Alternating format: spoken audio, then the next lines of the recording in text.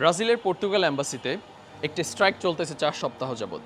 এই স্ট্রাইকের মূল উদ্দেশ্য হচ্ছে ব্রাজিলিয়ান যারা পর্তুগাল অ্যাম্বাসিতে এবং কনসুলেটে কাজ করে তারা স্যালারিটা ব্রাজিলিয়ান মুদ্রাতে পাচ্ছে, যেটা আগে দেওয়ার কথা ছিল ইউরোতে। এর ফলে এরা যে কনভার্সন রেটটা হচ্ছে সেই কনভার্সন রেটটা তারা পাচ্ছে না, যার কারণে ব্রাজিলিয়ান পাসপোর্টধারী লোক আছে তারা পর্তুগালের ভিসা পেতেও অনেক দেরি হচ্ছে। এই স্ট্রাইকের ফলে ব্রাজিলিয়ান যেসব নাগরিক আছে তারা তাদের পাসপোর্ট 6 থেকে 8 মাস যাবৎ অ্যাম্বাসিতে আটকে আছে, তাদের ভিসা হচ্ছে না, তারা ওখান থেকে ভিসা রেশিও অনেক কম পাচ্ছে। ভিসা পেলেও সেটা 6 থেকে 8 মাস একটা লেন্দি প্রসেসের ভিতরে চলে যাচ্ছে এবং 6 থেকে 8 মাস পরেও দেখা যাচ্ছে যে এদের ভিসা যে রিজেকশন রেশিওটা এটা অনেক বেশি। পর্তুগালের আলগারভের এক কোম্পানি একজন এক্সিকিউটিভ হায়ার করে ব্রাজিল থেকে। ব্রাজিলে যে প্রবলেমটা চলতেছিল পর্তুগাল অ্যাম্বাসিকে কেন্দ্র করে, তার কারণে ওই লোকের ভিসা পেতে বা ওই এক্সিকিউটিভের ভিসা পেতে প্রায় 90 দিন বেশি সময়ক্ষেপণ হয়ে যায়, যার কারণে পর্তুগালের যে কোম্পানিটা আছে সে অনেক বড় লসের সম্মুখীন হয়। এছাড়াও আনুষঙ্গিক অনেক থার্ড ওয়ার্ল্ড কান্ট্রির ভিসাগুলো নিয়ে পর্তুগাল অ্যাম্বাসি বা পর্তুগাল অথরিটি অনেক দিন যাবৎ অনেক ধরনের প্রবলেমে পড়তেছিল। এর কারণ হচ্ছে তারা সরাসরি কখনো ওয়ার্ক ভিসার জন্য মানুষ হায়ার করতে পারতো না কোম্পানিগুলো, তারা সবসময় থার্ড পার্টি হয়ে হায়ার করতে হতো।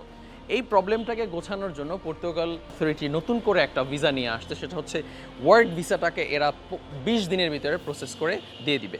পর্তুগালে প্রায় এই মুহূর্তে 1 লক্ষেরও বেশি কর্মসংস্থান আছে, যার 80% হচ্ছে কনস্ট্রাকশনে।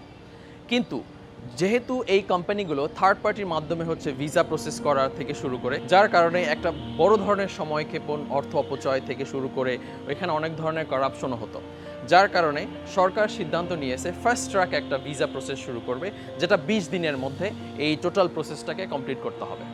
তবে এই ক্যাটাগরিতে পড়ার জন্য আবেদন মানে যে কোম্পানি আপনাকে ভিসা দিবে সেই কোম্পানির কিছু শর্ত আছে, সেই শর্তগুলো তাদেরকে পূরণ করতে হবে। প্রথম শর্ত হচ্ছে আবেদনকারীর অবশ্যই একটা ভ্যালিড এমপ্লয়মেন্ট পারমিট দিতে হবে। 2 নম্বর শর্ত হচ্ছে ওয়ার্কারদের অ্যাকোমোডেশনের ব্যবস্থা করতে হবে, যেন ফরেন ওয়ার্কাররা এসে থাকার কোনো অসুবিধা না হয়।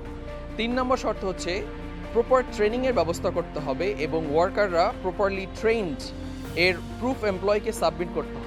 20 দিনের ফার্স্ট ট্র্যাকের যে ভিসার যে ব্যাপারটা কোন কোন সেক্টরে দেওয়া হবে, এটা কি সব সেক্টরের জন্য না স্পেসিফিক কিছু সেক্টরের জন্য? Technology, health care sector, construction আর হচ্ছে ফার্ম ওয়ার্কার, এই 4টা সেক্টরে কথাবার্তা চলতেছে। তারপরও আমরা আরও ডিটেলস জানবো যে কিভাবে অ্যাপ্লাই করা যায়, কোথায় অ্যাপ্লাই করা যায়, আরও কোনো ধরনের জটিলতা আছে কিনা, এই জিনিসগুলো ভালোভাবে পুঙ্খানুপুঙ্খভাবে দেখে আমরা আবার এর উপরে সেকেন্ড ভিডিওটা করব।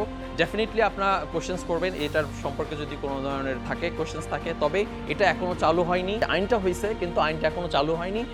এটা কোনো আপনি যদি এখন হঠাৎ করে অ্যাম্বাসিতে অ্যাপ্লাই করেন এবং 20 দিন জন্য ওয়েট করেন, সেটা হবে না। তাদের আগের রুলসই আছে, এই রুলস আসার পরে হচ্ছে এটা শুরু হবে এবং সেজন্য তাদের পেজে দিবে যে এখন হচ্ছে তারা 20 দিনের ভিতরে ভিসা দিচ্ছে বা এরকম কিছু।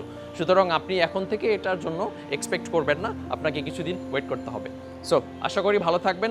অন্য কোনো ধরনের ইনফরমেশন লাগলে ডেফিনেটলি আমাদের সাথে যোগাযোগ করবেন এবং আপনাদের একটা সাবস্ক্রিপশন আমাদেরকে অনেক বেশি অ্যাপ্রিশিয়েট করতে পারে।